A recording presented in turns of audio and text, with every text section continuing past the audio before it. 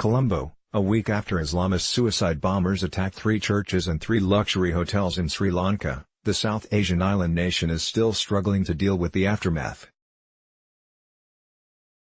The 20-minute series of bombings shattered a decade of peace in Sri Lanka following the end of a long war with separatist Tamil guerrillas.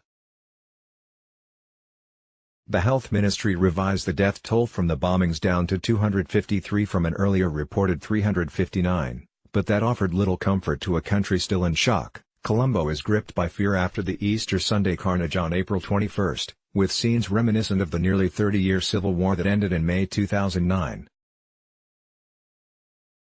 Armed troops are on the streets of the capital, checking vehicles for bombs. They stand guard outside hotels, government buildings, churches and mosques. Residents who lived through the earlier conflict shake their heads and ponder the country's fate. Here are 5 things you need to know about the new terrorist threat to Sri Lanka. Have all the members of the group that carried out the attacks been arrested? Not yet. The police are on the hunt for 140 Sri Lankan Muslims connected to the extremist National Tawhid Jamaat, which the international terror network Islamic State claimed through its media outlet was an affiliate. On Friday night, police commandos were caught in a firefight with suspected anti-J militants in a town on Sri Lanka's eastern coast. Anti-J militants exploded a bomb as the commandos raided their hideout, killing 15, including 6 children. That followed an earlier discovery by government troops of a cache of explosives, steel pellets, a drone and his uniform. The government has deployed more than 10,000 troops in an effort to uproot NTJ's network across the country. Sources familiar with the operation say moderate Muslims are helping with the counter-terrorism effort. Sri Lanka's main Islamic religious body, which represents nearly 10% of the population in this predominantly Buddhist country, is working to isolate the NTJ. How much do we know about the attackers? The initial picture of the 8 NTJ suicide bombers is mixed. Their leader, the portly, bearded Muhammad Qasim Muhammad Zaharan, came from a poor family. His father was a street vendor in Katangkuti. Zaharan developed a reputation as a troublemaker, clashing with teachers at religious schools and with religious authorities in his youth. But he attracted a following as a skilled orator in Tamil and Arabic, first targeting Muslims in his hometown, most of whom follow a moderate form of Islam. He later embraced the ideology of his. At least 3 of the suicide bombers came from privileged backgrounds. 2 were brothers who attended a respected all-boys school in Colombo and were sons of a leading Muslim spice merchant with close ties to a Muslim political leader, Rashad Bathayuddin, the Commerce and Industries Minister. The other also hailed from a wealthy family and was schooled in the UK and Australia, where, family members say, he changed from an outgoing youth to a pious recluse. As a result of the attacks, Islamic religious schools in Sri Lanka that propagate the Wahhabi and Salafi ideologies, which are blamed for promoting a form of Islam that helped spawn Islamist terror networks like IS and Al-Qaeda, are in the crosshairs. Leading Sri Lankan politicians are calling for new religious schools that promote Wahhabi doctrines, which have mushroomed in Sri Lanka in the last 2 decades, to be shut or monitored. Sri Lankan naval soldiers stand guard as authorities started clearing the debris from inside of the damaged St. Anthony's Church in Colombo on April 27. Copyright APY target Sri Lanka. The answer to that question remains unclear.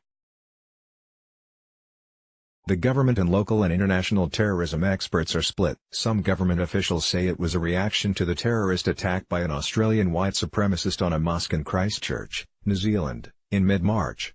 But a leading Sri Lankan terrorism investigator says the planning and training needed to carry out the attacks would have taken months, if not years. Experts on IS believe that Sri Lanka became a target because the island was not on anyone's terrorist radar, and that the group was looking for a new front in its global struggle after heavy defeats in the Middle East. The question of why Christians were targeted is also a puzzle.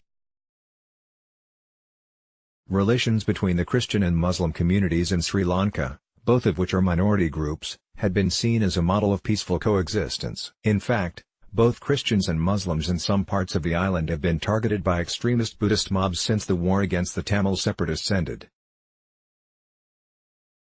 But looking abroad may help explain the NTJ plot. is suicide bombers have frequently targeted non-Muslims elsewhere. Why wasn't the government able to prevent the attacks, given that they had warning?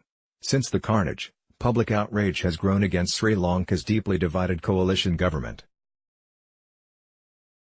Even after the massacre, the country's two feuding leaders, President Maithripala Sirisena and Prime Minister Ranil Wickremesinghe, have been unable to put their differences aside and present a united front against terrorism. Appeals from diplomats in Colombo for the two leaders to close ranks have gone unheeded.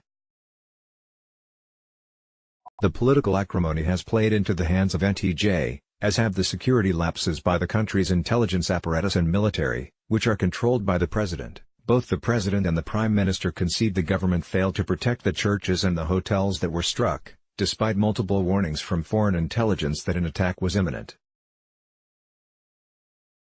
But the admission does little to change perceptions that the government has become a national embarrassment, as one analyst put it. What impact will the attacks have on India and China? The attacks are a wake-up call to the two Asian powers competing for influence in a strategic stretch of the Indian Ocean. These links to the NTJ amount to a flag planted by the Islamic terror group on the island. It adds to emerging links between his operatives in parts of South India, which have ties to his outposts in Afghanistan. Is also has a foothold farther south. The Maldives, which draw many well-heeled tourists, should give New Delhi and Beijing pause for thought. Between 250 to 450 Maldivians have reportedly left the country to join IS. That makes South Asia's smallest Muslim-majority country the largest supplier of foreign IS recruits per capita. Let's block ads. Why?